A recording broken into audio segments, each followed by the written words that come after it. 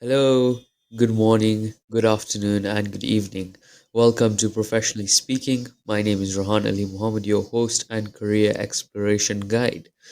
With me today, I have a very important person that has helped me a lot. My teacher, an English teacher actually, who's currently living in Colombia, South America, who's taught me English for my first year in primary school. With me today, I have Mr. Sammy, yeah, who was a teacher in Nairobi, Kenya, but moved away. Mr. Sammy, good evening. How are you? Yeah. Well, I'd say good evening to you. It's good morning on my end. Yeah. How are you, Rehan? Nice to meet you. Thank you. So, Mr. Sammy, thank you very much for doing this. I really appreciate it. So, I want to sort of dive in. Already start. So how, how's it teaching? How's it being a teacher? Well, being a teacher is pretty much an interesting career. Actually, I find it interesting because it's one of those things that I wouldn't really say I found myself into, but yeah, it was pretty much something like that. Just like probably most of you or most young guys today, I had parents who were totally focused in leading me into different career paths. I think at some point I explored medicine. At some point I explored law. At some point I thought about journalism. And then, well, somehow the world just conspired, and I found myself doing a course in education arts in English and literature. And that's how I found myself teaching.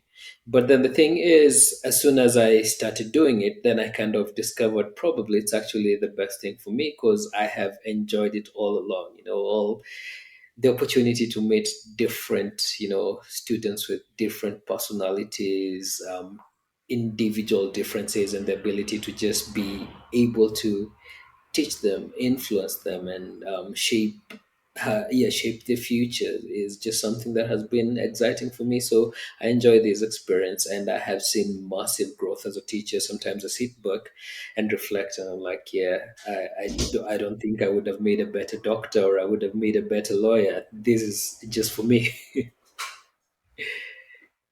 Yeah, Yeah. I want to go basically into your education. What did you study? How did it all get there? Is it like, right now as a student, you can be my teacher, and then, can I say like, oh, Mr. Sammy taught me. Can I just go and teach other people? Yeah. All right. That's an interesting question. Yeah. Just like I said, I think I grew up in an era where most of us did not think about being teachers. I remember ever being in class, and well, I can't remember any single time where I was in class with my classmates in high school, and anybody came and asked us how many here want to be teachers, and anyone raised their hand. That never happened. We had people coming to talk to us about careers, and all we had were like engineers, we had medics, we had pilots, and really teaching was not that one thing that anyone pretty much thought about. I mean, we were horrible students, so you causing trouble to teachers. So you wouldn't imagine being the teacher who's having to deal with all that stuff from students. But for me, after high school, in high school I was actually an A student, so I managed to get an A minus in my KCC, which is pretty much a grade that would have allowed me to do pretty much lots of courses. I could have done law, for example. I qualified for it, merited for it. I could have done nursing because I kind of harbored that ambition to be a medic in a way. But yeah, for some reason, when it came to subject selections, I was like, yeah, my top performing subjects were languages. That was English and Kiswahili. And I was like, yeah, this is something that I want to do something about. And most importantly, I was kind of very interested in drama and theater arts. And so when I was looking at my options of what I could study, I was thinking about what is it that would allow me to kind of take that line. And it was that very sneaky line because it's something that my parents then did not really understand what opportunities were in the field. So, in my process of research, I kind of noticed, okay, so there's this course that is education arts in English and literature. And then when I look at the units being offered, rather the courses being offered, there's some units in theater and drama. And I was like, yeah, this is what I'm going to do. I'm going to be very sneaky about it, but that's what I'm going to do. So I chose that, and that is how I ended up at University of Nairobi, studying Bachelor of Education Arts in English and Literature. Somewhere behind the scenes, I was really looking forward to the drama and theater courses, and that was my journey. I ended up majoring in literature, and then usually somewhere in between the course here in third year, you are required to do your teaching practice. That it's pretty much like internship here. So for me, that was a time I thought about looking for an international school, and it was a really huge gamble for me because I didn't know so much about international schools then. It's just something that I had about when I went to high school, to uni. I'm like, oh, so there are schools like these that exist somewhere in Kenya. I'm like, okay, then if that's the case, that's where I want to teach, And I looked around, looked for, several schools. I didn't get accepted in a lot of them, and then somehow things just came together at Nairobi Jeffrey Academy, and they took me for teaching practice. And to me, that was really a start of my teaching, well, I would say teaching career in international schools. And yeah, see where it got me. Interesting. I mean, many people, I think many people in my generation, when we have career talks and all, we're asked who wants to become a teacher, everyone's just like, you know, Yeah, and I think and that was the same. I think for yeah, most teachers, when they were mhm, also students, that they didn't think of being a teacher as a career path, you yeah, know. totally. And I understand So, why how students long would did it think take that. for you, to do sort of your university and you were saying about where you are at Nairobi Joffrey Academy? How long Mhm. did that take you? Well, so it took me 4 years at the university. The education course is, well, for 4 years for all subject areas. So basically, I was training to be a secondary teacher of English and literature. That's a 4 years course. And then in third year, we had this time that is called like long holidays. It's pretty much what you'd consider like a summer, because it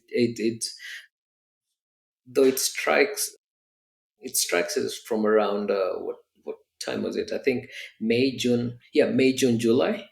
That just around that time, that's when university students were being released for teaching practice, and that is in their third year of uni.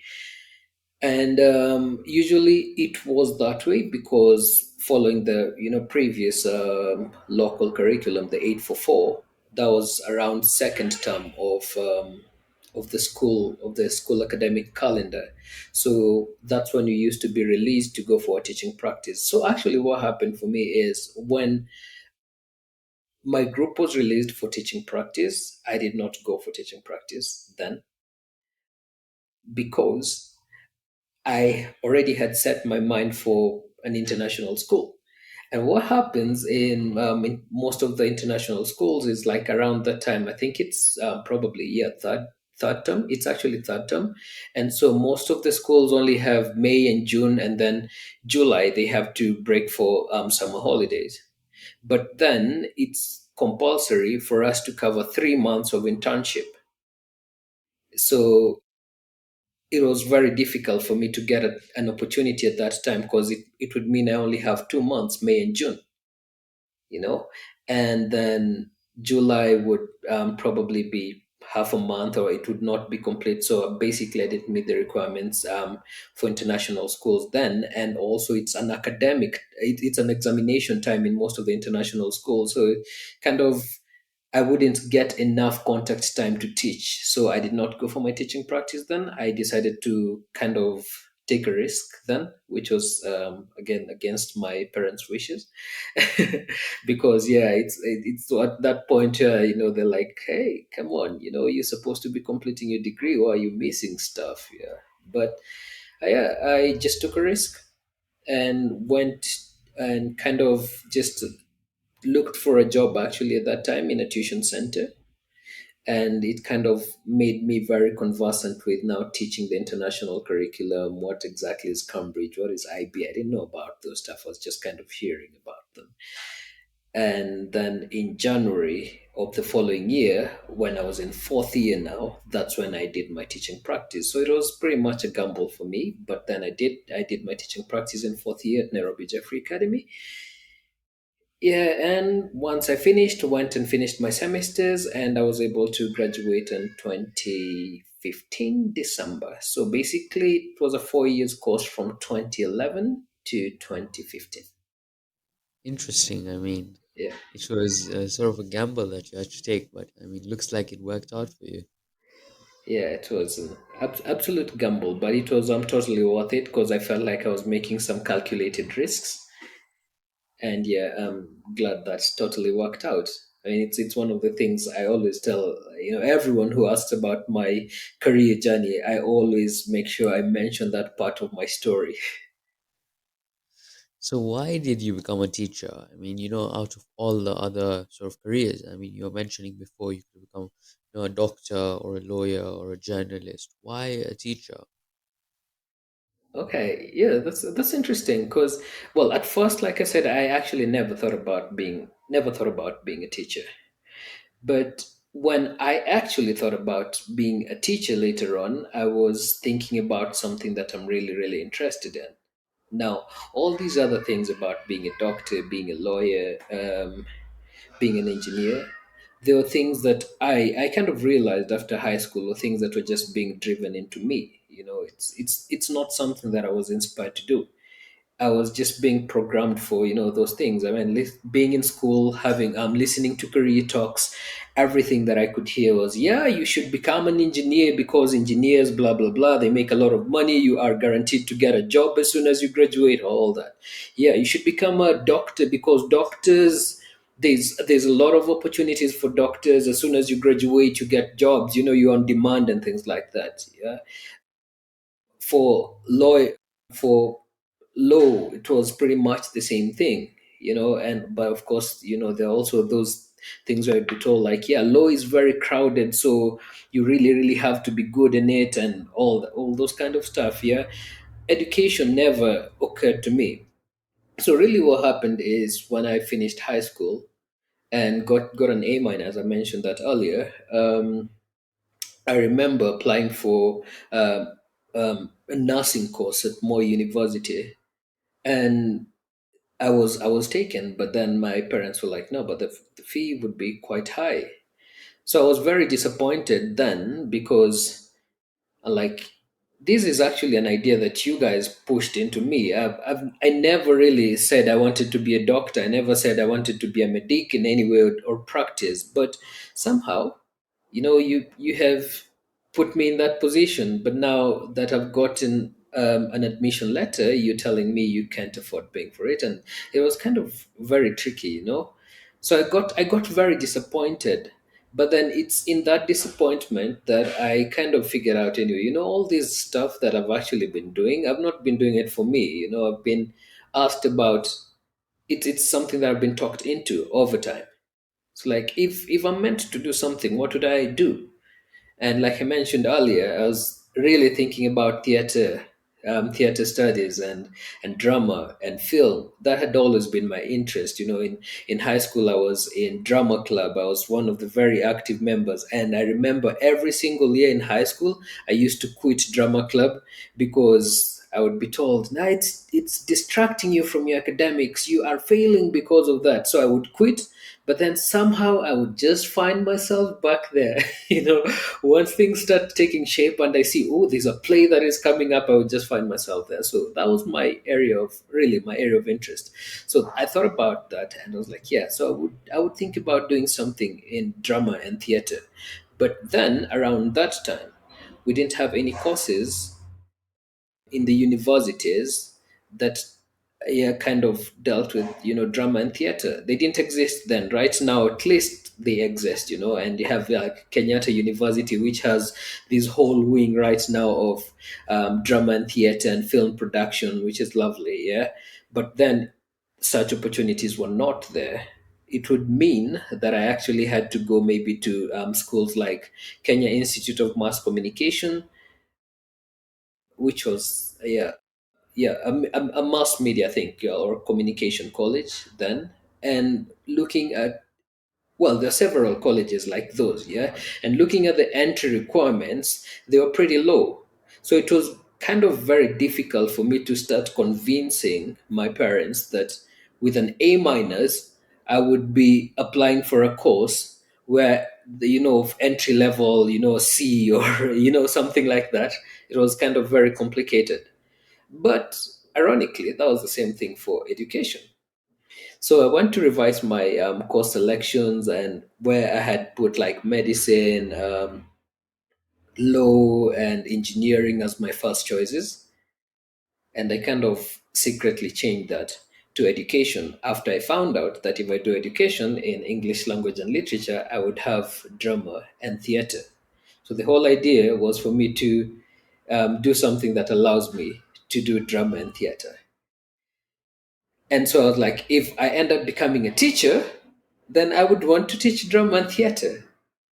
But before I could teach drama and theater, I had to do an education course in English language and literature and major in literature. It's after majoring in literature that I would have those units to do with theater and drama. And so that is pretty much how I kind of found myself diving into this, teaching profession. But it was until I started doing it that I actually discovered that this is pretty much something that was meant for me. And I have experienced massive growth in it, and I have had the opportunity of as well of working with students in drama and theater. So I do feel that even if I did not eventually end up being a teacher of drama and theater, I actually have qualifications that would allow me to do that. But I have opportunities to work with students in drama and theater, and that means to me it's been a really great win-win because I get English and literature, which was always my strength, and an opportunity to work with students in drama and theater in school productions. Wow, I mean, it's, a whole sort of story, that you've all given us. I mean, it's quite Yeah, it's interesting, massive. And I speak quite a lot, so in case I'm speaking a lot, just feel free to cut me short. Are Yeah. you the boss? So, are you happy with being a teacher? Absolutely, absolutely. I would not. I don't think I would have done anything else better. The thing with getting into teaching at first, it's just like one of those things, where you don't know so much just yet. It's something that you're just diving into.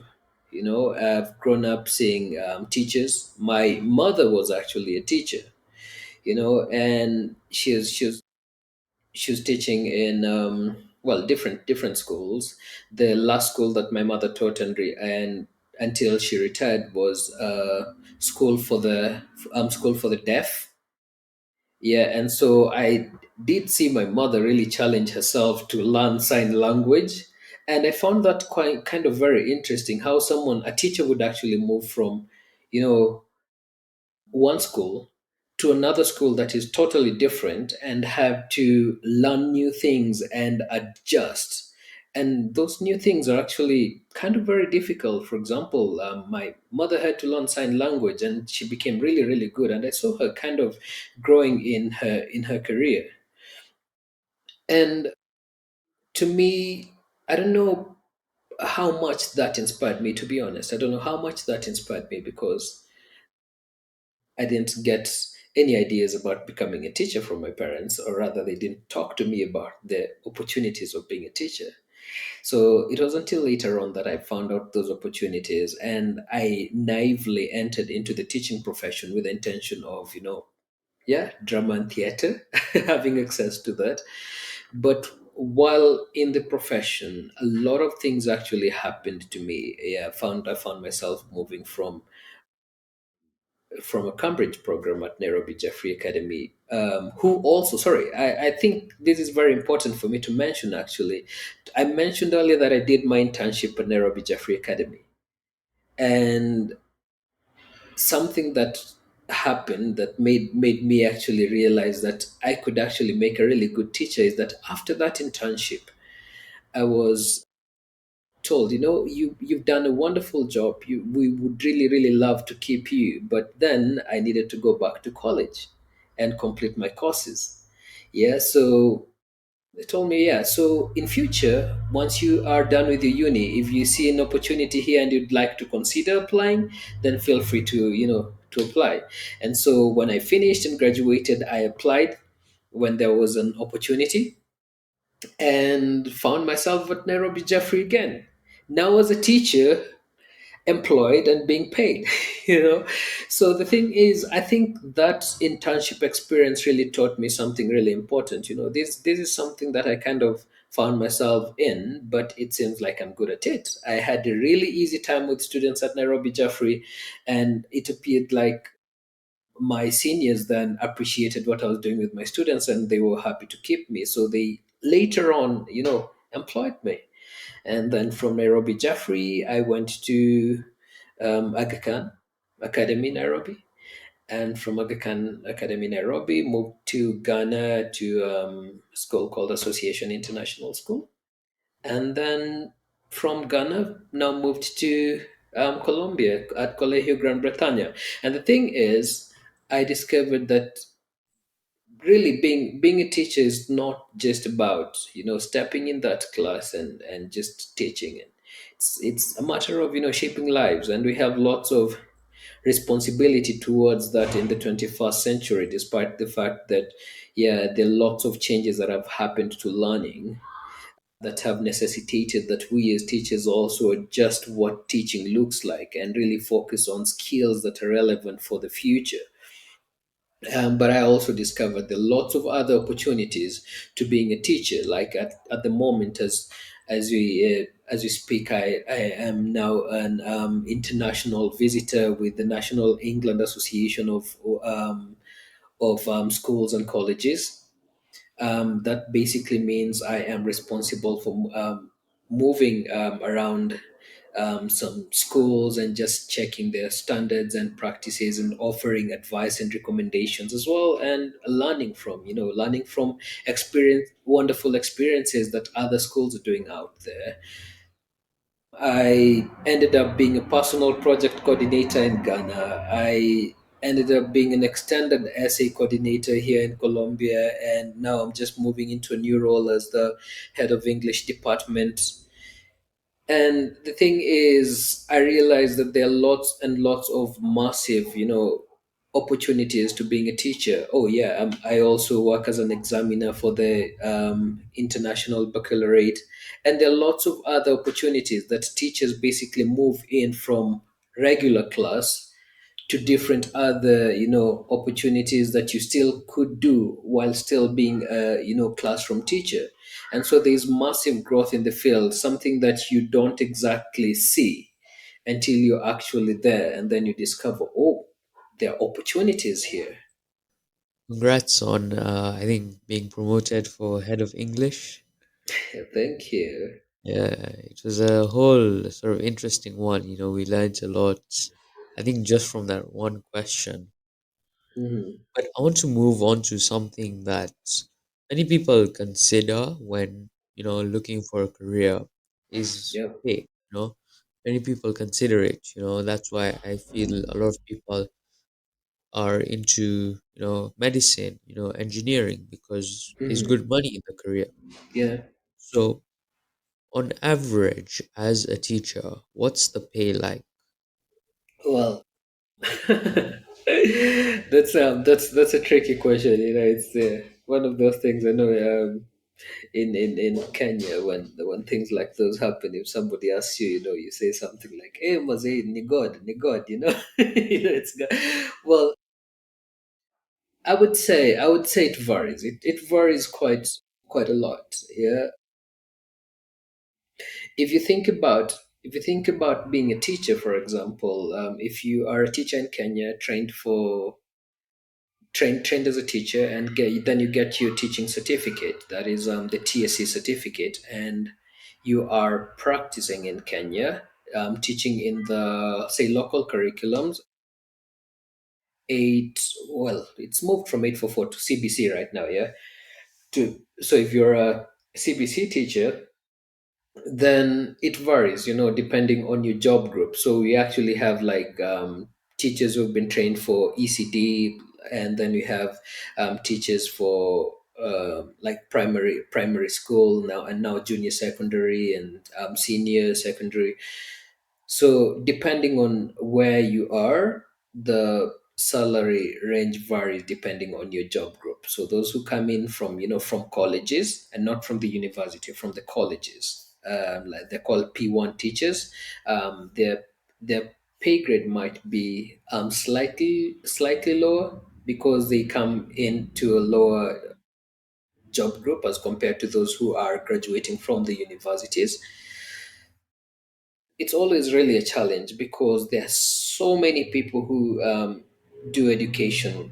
There, like, lots of people graduate with an education degree. So getting employed as a teacher for those in the local curriculum always requires you to wait for quite some time.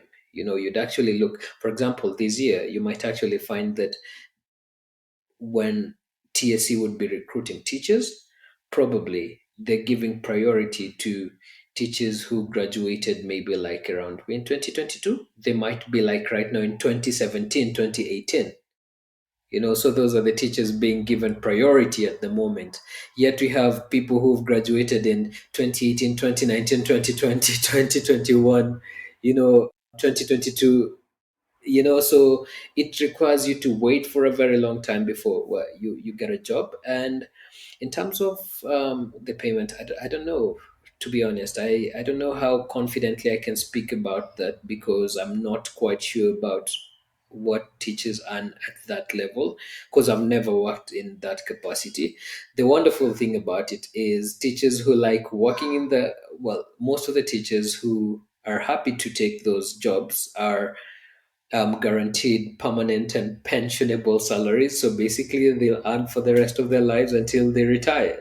And that's the difference with those who go for the private sector. Because if you choose that route, and if you pick international school like us, you have to prioritize things like saving and investment for the future, because we don't have pensions. But private sector would, most of the private sectors, schools, and international schools for that matter, would pay slightly higher than what teachers in the local curriculum get. In fact, slightly is an understatement. Some of them could be a lot more. It could be like around four times more. It could be that much, depending again on the size of the international school that you've gone to. Then if you're to make a move out of the country, it's even better, because it comes with a bigger salary and lots of other perks and benefits, which you don't get as a local teacher. So most of the time, well, from my experience in international schools in Kenya, I would actually be there and see expatriates who are working with us, the foreigners who are working with us, being paid really, really well. You know, so I said, yeah, I would like to be an expert as well, because I'd like to experience that. So, and it comes with lots of benefits. You get schools where you have, your housing is paid for. You have a tax-free income, you have transport being provided, you have international medical insurance, you have free tuition for your kids. So lots of those things, and you can see they kind of cut down on your expenses. So they also help you save a lot, especially considering that you're also having a very good salary. I think I might be having to change my career path. Oh yeah, you should consider it. I mean, some time back I wouldn't tell anybody to think about being a teacher, but right now I see the benefits of being a teacher. And like I also said, if you are keen on growing and developing, then you also find other earning opportunities from just being a teacher. So like right now I am a teacher who's earning a salary, but I have like other three different opportunities that provide me some extra income. So I want to move a bit into sort of the future, you know. Hmm. AI has grown a lot over the past couple of years. What Hmm. do you think of it? Come again, please. So AI has grown a lot over the past Okay. couple of years, Mm. you know, things like ChatGPT, all those kind Yeah, of things. yeah. What do you think of it? Well, that's an interesting question. I am very tech. I consider myself as one of the tech savvy teachers, really. And for me, technology is here to stay. Technology is here to transform lots of things. I think there's lots of narratives that come around anytime there is a shift. You know, people become unsettled and uncomfortable, and it's been the same thing for AI. And yeah, yeah, it's here to replace teachers. Teachers will no longer be relevant. All right, sorry, just give me a second. I have my little daughter here. Okay, could you go and stay with Dwayne, please? Go stay with Dwayne. I'm coming. Sorry, Rehan. Just give me a second. Yeah, no worries. Please. Okay. So, you know, would you fear, I mean, you mentioned about AI could take over your job. Do you fear that it will? Well, it may not, but I'm not really afraid. you know, at that particular point where I think that what happens has to happens in line with technology. If the world is reaching that point, or it's going towards that point where pretty much all innovation, all decisions, all work processes would be technologically driven, then AI is a very important thing. From where I sit when I think about it, it's more or less calling for the need for teachers to readjust and reinvent the teaching processes and the curriculum, so that we're not necessarily focused on content as education has been traditionally, rather what skills students actually acquire and how those skills are going to be relevant for the future.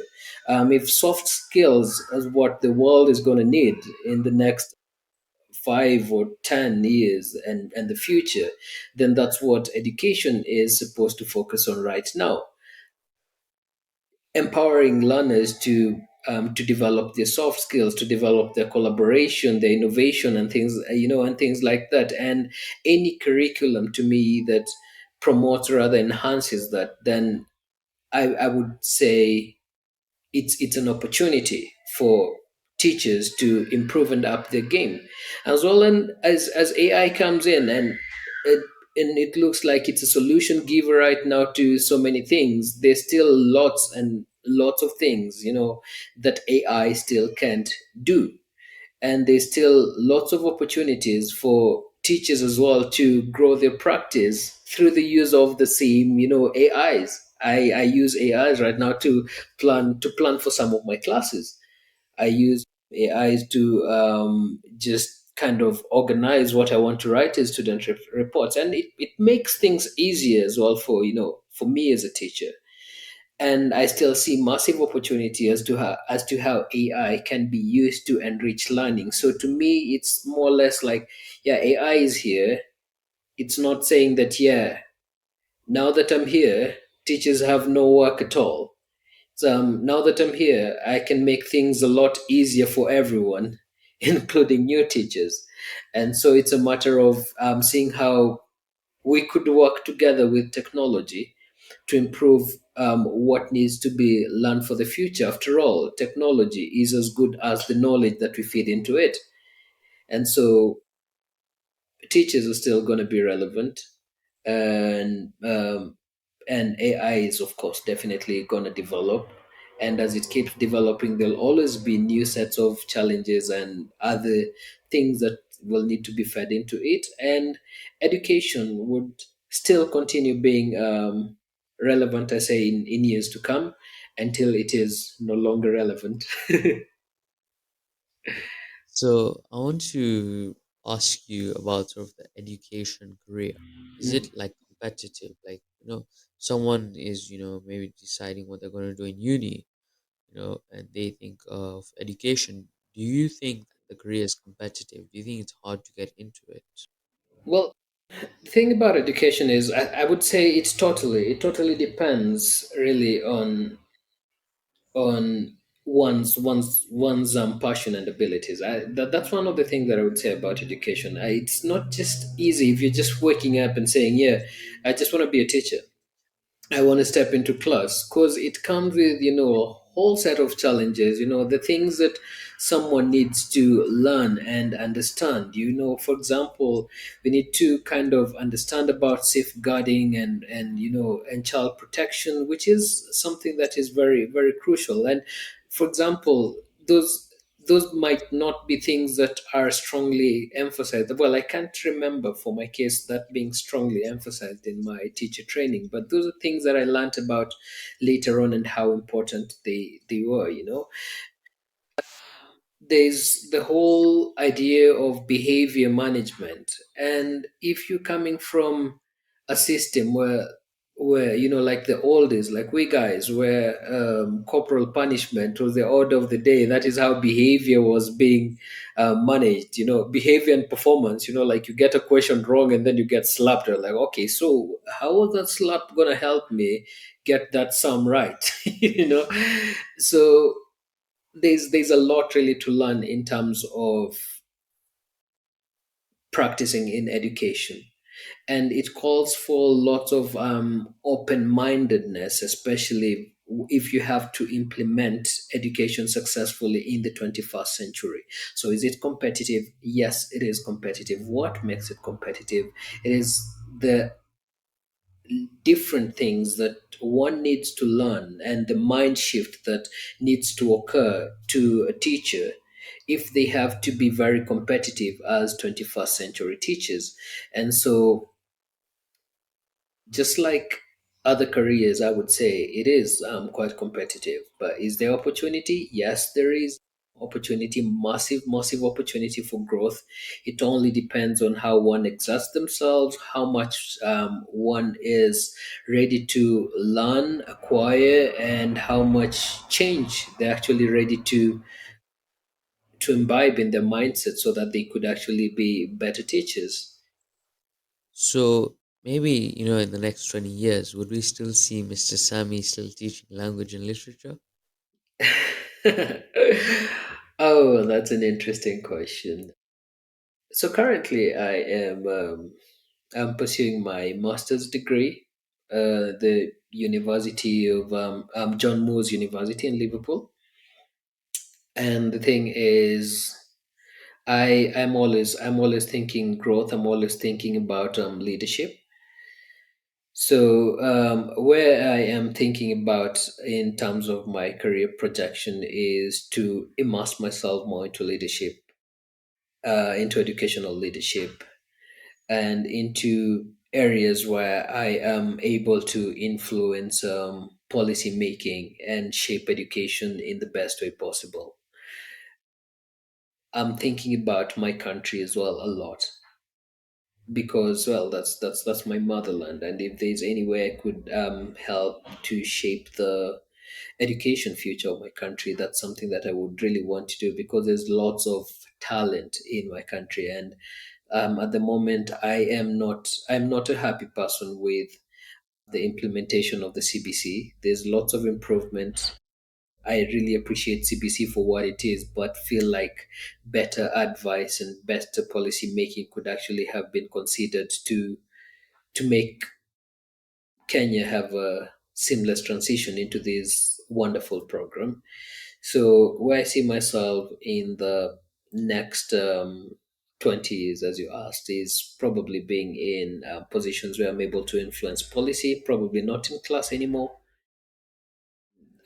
probably thinking about ministerial positions or in education, or probably just working with international education related organization, just basically to help in policy making and shaping and providing advice in terms of improving and access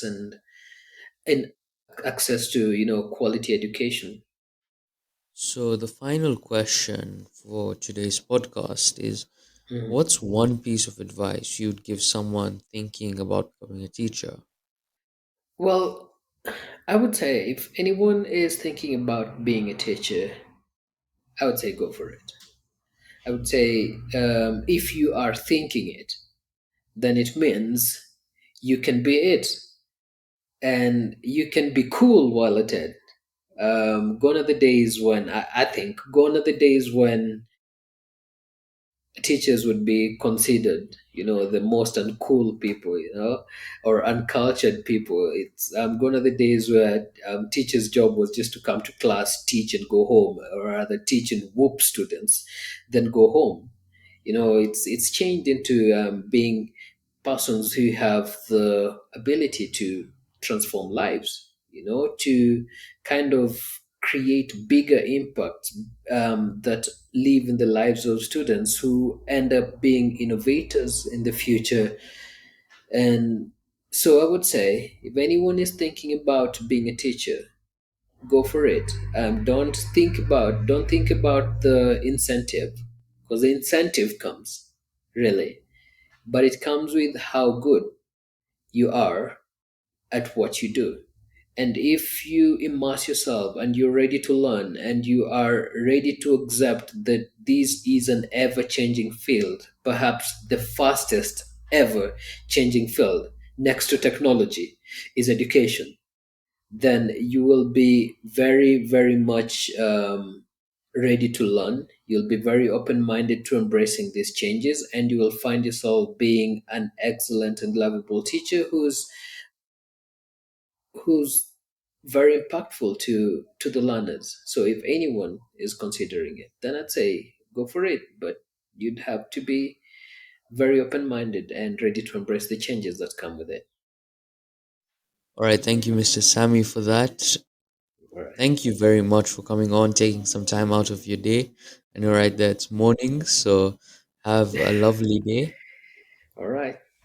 And Thank you thank you very much very. for coming on. For the viewers, I hope you enjoyed today's podcast, and I hope you're able to pick something from us. That is all. Please subscribe to our channel and follow us on all our social media pages. From Mr. Sammy and I, we're out. Thank you. All right. Thank you.